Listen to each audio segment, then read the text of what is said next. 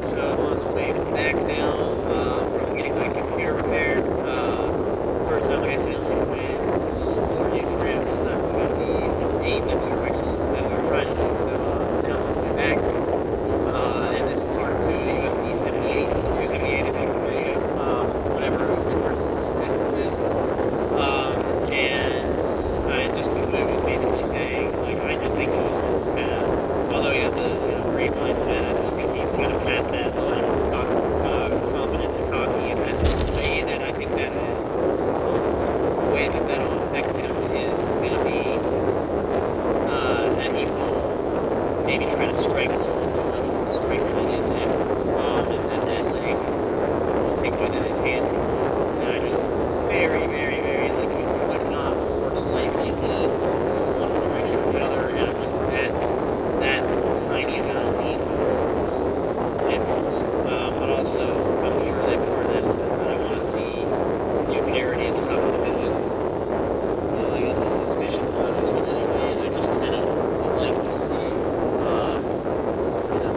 Leon win. So, that being said, I can also see if this does get finished, I think Leon, so first of all, Leon has never been finished. Sakes of God, Diaz came very close, and people think that Diaz doesn't hit hard. That dude definitely hits hard.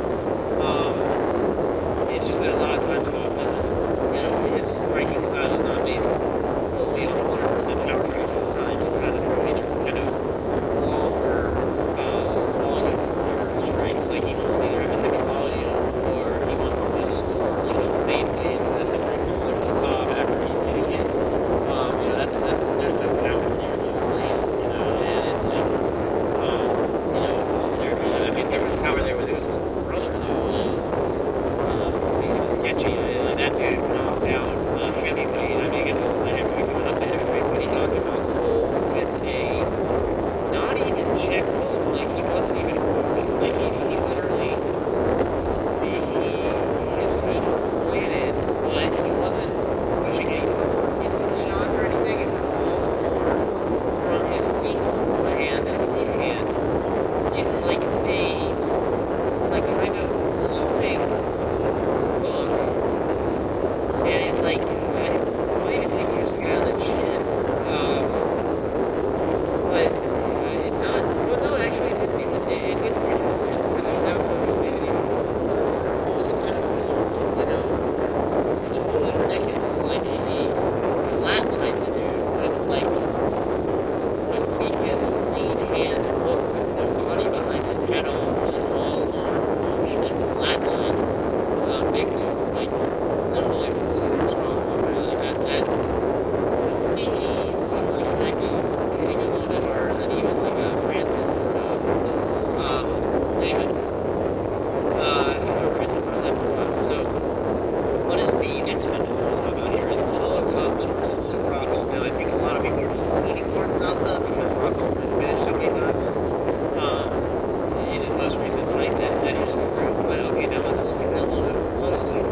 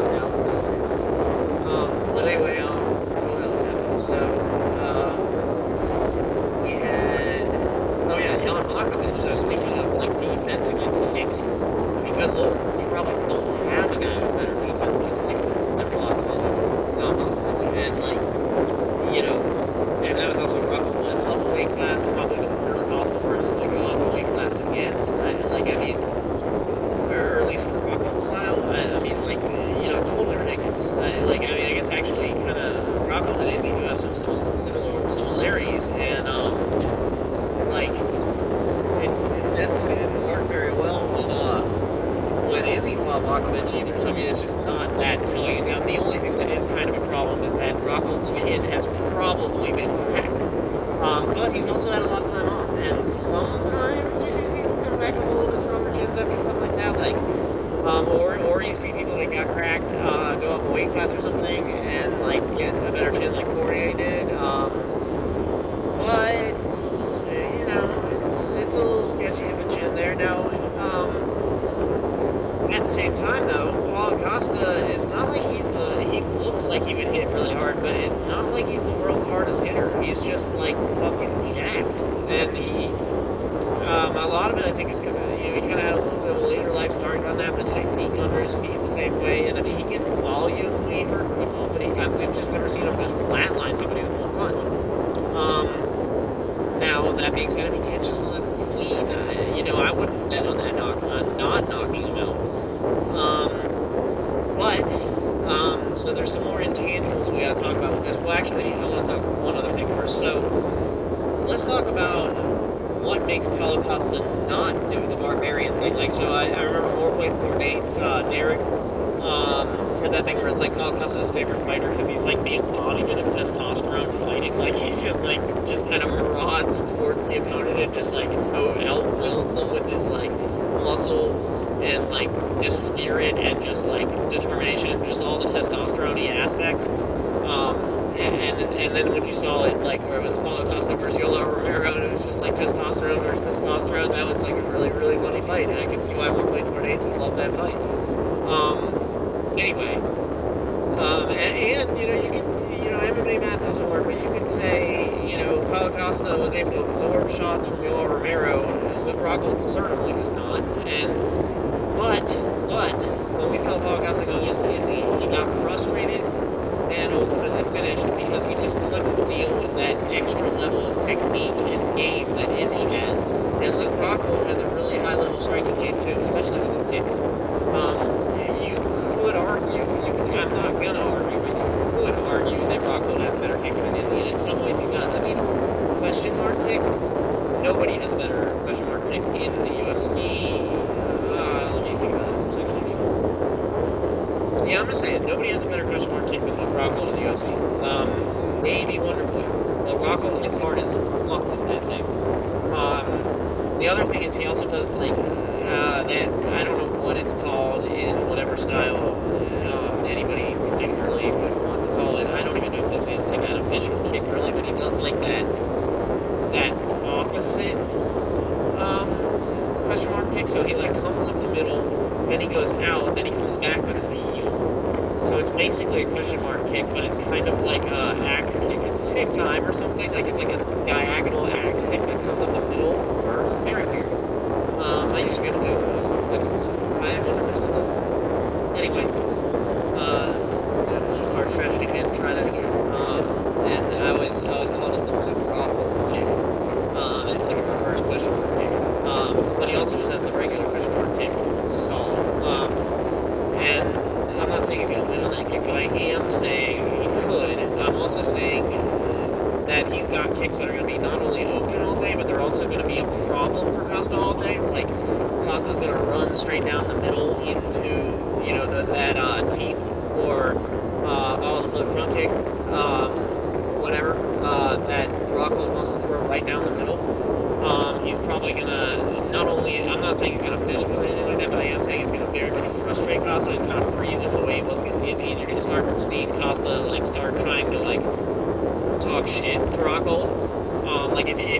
If this goes well, like, if Rockhold kind of freezes him the way Izzy did with just kind of, like, a high-level kicking game and kind of smart punching game, you'll just kind of see Paulo Costa, like, start, like, just shaking his head and, like,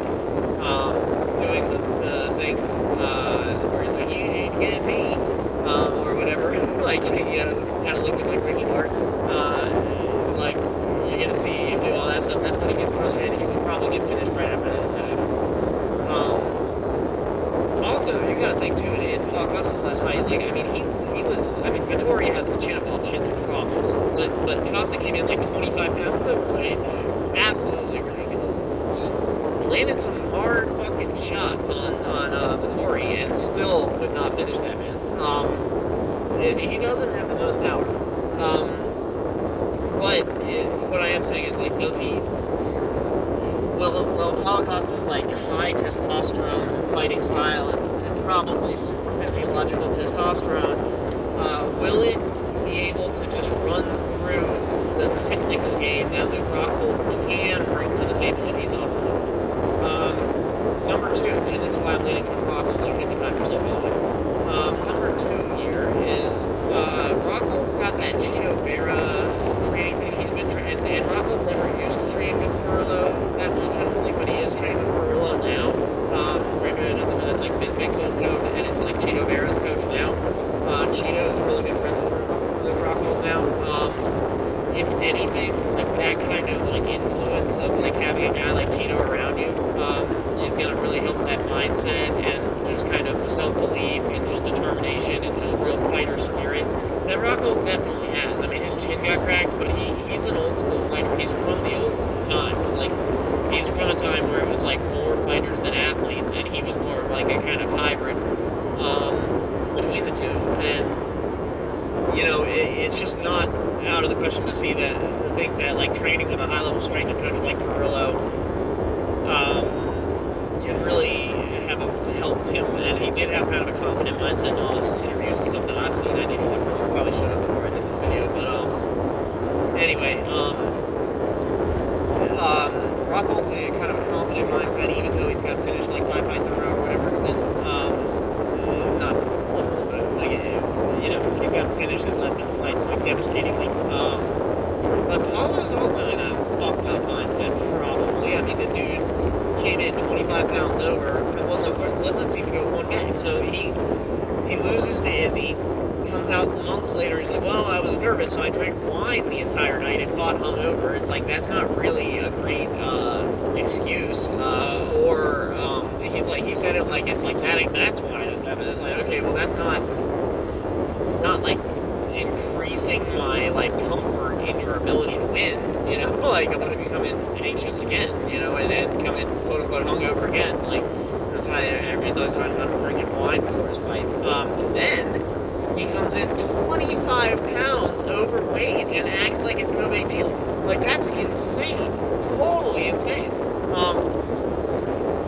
I remember the time like thinking, okay, like if he has like a broken rib or something, and he's still just going to fight anyway, and that's why he came in 25 pounds overweight, like, that would be the only way that I would just disregard all the gamesmanship, or just call it gamesmanship, and be like, oh, he was just acting like that just to frustrate his opponent. He had a real good excuse. He did not. He did not have any excuse. The dude just comes in 25 pounds overweight, and then says, like, I don't understand why it matters. Like, bro, you're literally coming in there like the weight of a heavyweight to fight a middleweight, and then not telling him until the last second. Totally ridiculous. One of the most ridiculous things I've ever seen, probably, in MMA.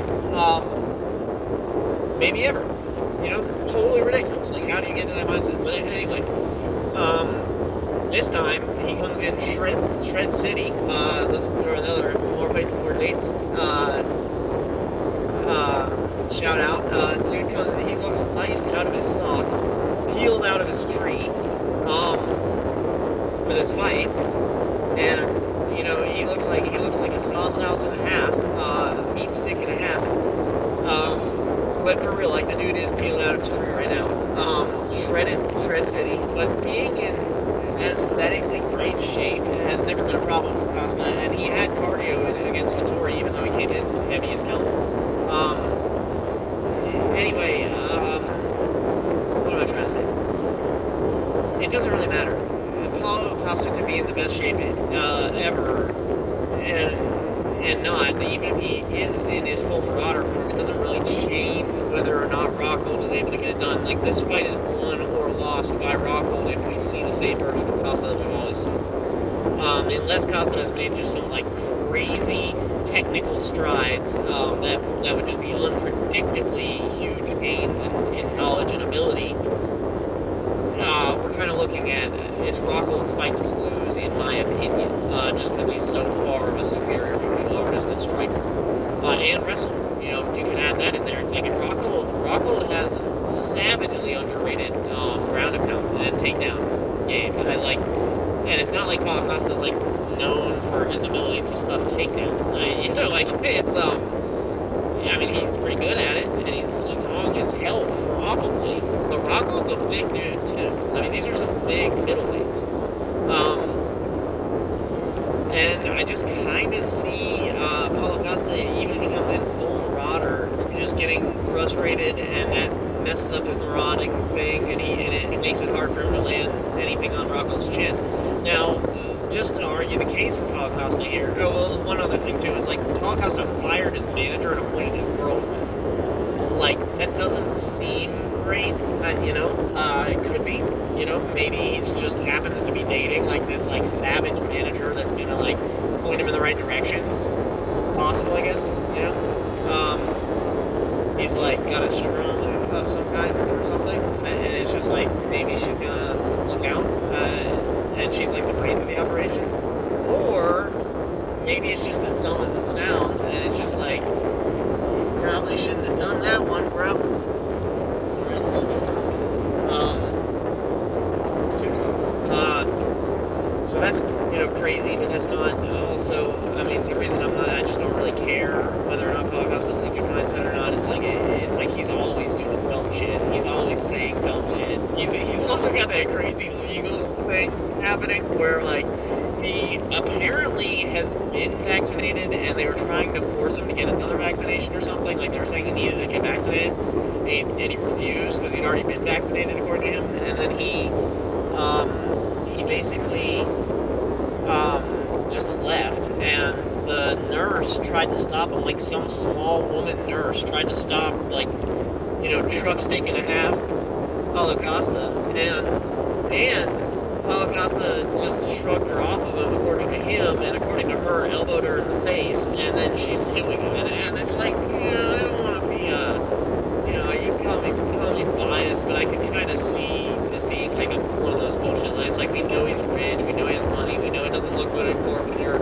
the truck stick and a half, and you're like 6 whatever he is, maybe 6'1" or something, 6'2", and you're like literally like a sauce house, and this small like 100-pound nurse is like, he elbowed me in the face. It's like, why are you trying to physically stop Paulo Costa? But anyway, so I mean that can't be helpful. But my main point is it doesn't really matter. Like his mental state is just irrelevant. Like it's like he could come in. I mean, it's not necessarily irrelevant. Like, I mean, if he comes in like totally just messed up in the head, which it seems like he would be, although it's like he always seems like he would be, that could be a problem too. And it could lead to him like getting drunk before the fight or whatever dumb shit Paulo Costa's gonna do. But let's just assume that that doesn't happen. Rockhold still just has so much more technical ability, and those kicks are there, right? Like the kicks are there against Costa. I mean, the kicks are there to be landed to the body, maybe the head, and it's like Costa does have probably a ridiculous chin. He can probably take it.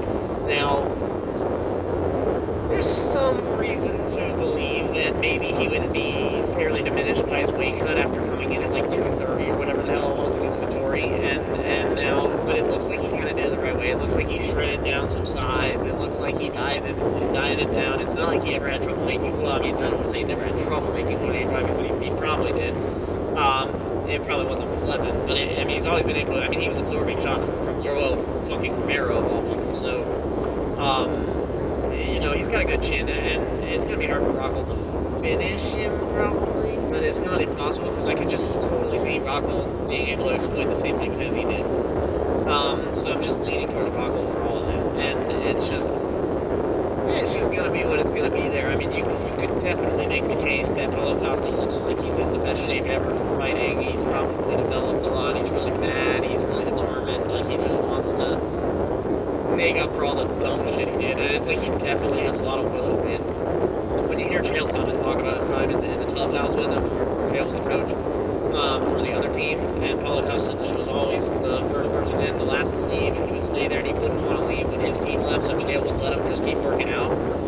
It's like the guy has some pretty cool qualities, you know, and it's like I'm ragging on him being like seemingly ridiculously stupid, you know, but at the same time, you know, maybe he isn't, and he also has a great work ethic. He has a great fighting spirit. He's you know, pretty amazing athlete. Now, there's also, you know, I have a pretty big gripe with a lot of the Brazilian managers. Like, they take a lot of advantage of these athletes. Like, there's a lot of times where you see, like, a Figueiredo or something, and he comes out and he's like, oh, Moreno, like, he was fighting Moreno, the nicest guy ever, who won't even talk shit during, like, a promo, ever. Like, and he'll even say, like, I want to be a good example of my daughter, I'm never going to tell you. He's just, like, known for his, like, happiness and good demeanor. You've got that guy, and Figueiredo's like, he needs to stop talking crap about my family and my mom or something when the translator translates, and it's like, dude, who told you that that's what Moreno's saying? You know what I mean? Probably your manager, who probably lied to you. You've got a bunch of the Brazilian fighters came out throughout the years, and they're like, oh, the UFC didn't pay me for my last fight. Like, dude, the UFC definitely paid you for your last fight. Your manager is fucking with you. You know what I mean? Or it's like you've seen them come out and they're like, oh, the UFC only paid me like 10% of what I was told in my contract. And it's like, did they? You think the UFC, like, probably heavily audited, heavily under scrutiny from whatever IRS, an American company, Las Vegas company, like they're in multiple states, like their taxes have to be right. You think they're just screwing over like random prelim Brazilian fighters? Fuck no. You know, like, and it's like, but your managers probably are. And then you got stuff like where with like Oliveira, where it's like he was like, if you watch his like 45 interviews when he was at 145, or he'd be like, oh, like the UFC, you can't trust these guys, you can't trust these guys. It's like they tell these young talent fighters that only speak Portuguese not to trust anything from the English speakers, and then they're the ones who really shouldn't be trusted. Like, they gain their trust and then they exploit them. And you could definitely see something like that happening with Paulo Costa. You know, like, except now he's learned English. And then the other thing is, he fired his manager. His manager was kind of sharp. His manager also has that relationship. Again, shout out more boys and dates for the millionth time in this video. I guess you have to when you're talking about Paulo Costa and Usman in the same card. And yeah, for anybody that doesn't know, if you want to see an extensive breakdown of why USADA completely sucks, how their protocol totally sucks, how the tests that they use are completely insufficient, the test that they hold up is like, hey, we tested Usman 50 times. It's like, yeah, but most of those are urine tests, and the parameters that you're using, it's like you had guys like John Jones coming in, hypogonadal, the day before their fight, and not even flagging that, because you don't even care about that, right? You're like, oh, it must be just like weight cut fluctuation. It's like John Jones, like the arguably greatest fighter of all time, does not have the testosterone of a 90-year-old man with one nut ever.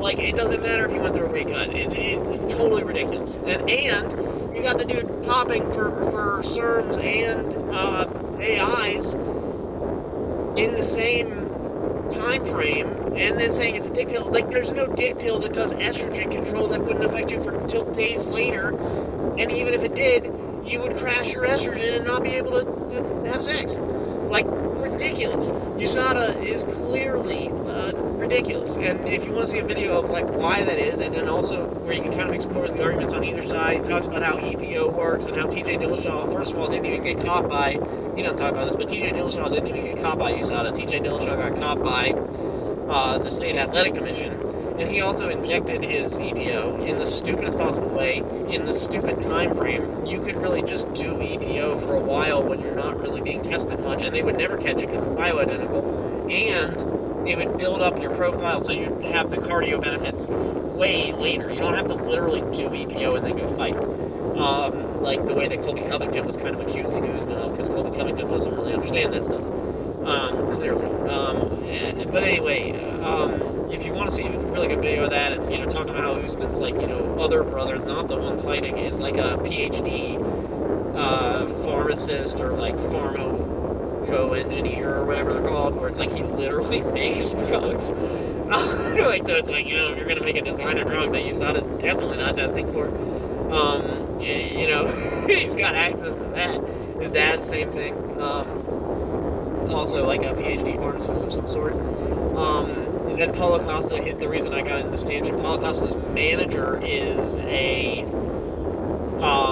he's like friends or like family even. He's like very well connected with the guy who literally does the piss test for USADA in Brazil. So let me say that very directly. So you've got Paulo Costa's manager is the guy, or he's really good and friends with the guy who does USADA's tests in Brazil for USADA and then ships them the results or the sample. Come on. You know what I mean? Like, come on. It's like telling me that, like, if you went to like some country where they like require you to get a visa to come in for the USADA rep, and then they're like super involved with their athletes, so they're like, hey, just get off the cycle, that kind of thing. Like, or not even that, just give them a different thing, because it's like they're the collective, like totally ridiculous. Both these guys, Usman and Costa, could very easily get away with stuff if they wanted to. And they both look like it, so that's kind of why I'm like keep bringing up more dates on that one. And he does those 2 videos where it's like he breaks down all the circumstantial evidence like that, like their relationships. He goes through the years of what they look like. He goes through the years of like how they progress, and it's like a lot of people think that it's like if somebody's taking steroids, they're gonna blow up and look like a bodybuilder, but it's like nobody's gonna take that type of PED or that dose of PED for MMA. I mean, MMA is not going to really benefit you to just be like Nick Walker and just have like 500 pounds of muscle or whatever, like it's just not going to help you. It's like you're going to run into aerobic consequences for that. You just want to either maintain muscle while you're doing like high aerobic output, because I mean, it's like, and MMA is really catabolic as it gets. I mean, you are putting in so much motion, especially if it's your only job, like an Usman or a Costa, yet these guys are preserving ridiculous amounts of muscle. Both of them have like amazing cardio, and they both have huge amounts of muscle. It's very unlikely to see that occur as a natural. I mean, it could happen. We're talking about world-class athletes, but it's sketchy, especially when you put in all the circumstantial evidence. So more plates, more dates. Derek, check those videos out. All you got to do is just YouTube MPMD Usman or MPMD Costa, and you will see it. Cannot get a better review, and it also just gives you background knowledge of why the testing protocol for USADA, it's not useless. Like, you're not going to see a guy just running straight up testosterone and like Masteron or something. Like, I think somebody got caught for that. But you can run like a replacement dose of testosterone and then do some sort of performance enhancing boost on top of that would normally crash your testosterone. Or you could do anything kind of in that vein. You can also do EPO. You can do all these things, and they would never know. So, in addition to that, I guess let me just wrap up by saying, I find it unlikely to think that Costa would be able to deal with the technique of Rockhold, but not to the point where it's like if he just kind of comes crashing through and he does catch Rockhold, if Rockhold's chin really is gone and hasn't kind of come back, so if Rockhold's an underdog, I'd maybe bet on that one a little bit. I don't know, haven't looked at the things myself. And then we'll just say quickly, because I'm home now and I want to use this computer that I just got fixed. I got Aldo. He's a hard dude to take down. He probably has the power advantage. I think it's a 3-round fight, so he's not going to get tired, probably. Just going with Aldo on that. And that's all the picks I'm going to make right now, because can't think of anything else super interesting on that card. I mean, there are some good ones. I think Grant or something is like a major favorite, and I don't think he maybe should be, if I remember right, but I don't know if that's on this fight. Anyway, so I'll shut up. Got Paulo Costa 45%, Luke Rockhold 55%, Usman 49%, Leon Edwards 51%. Probably some unpopular picks. Is what it is. Peace, YouTube.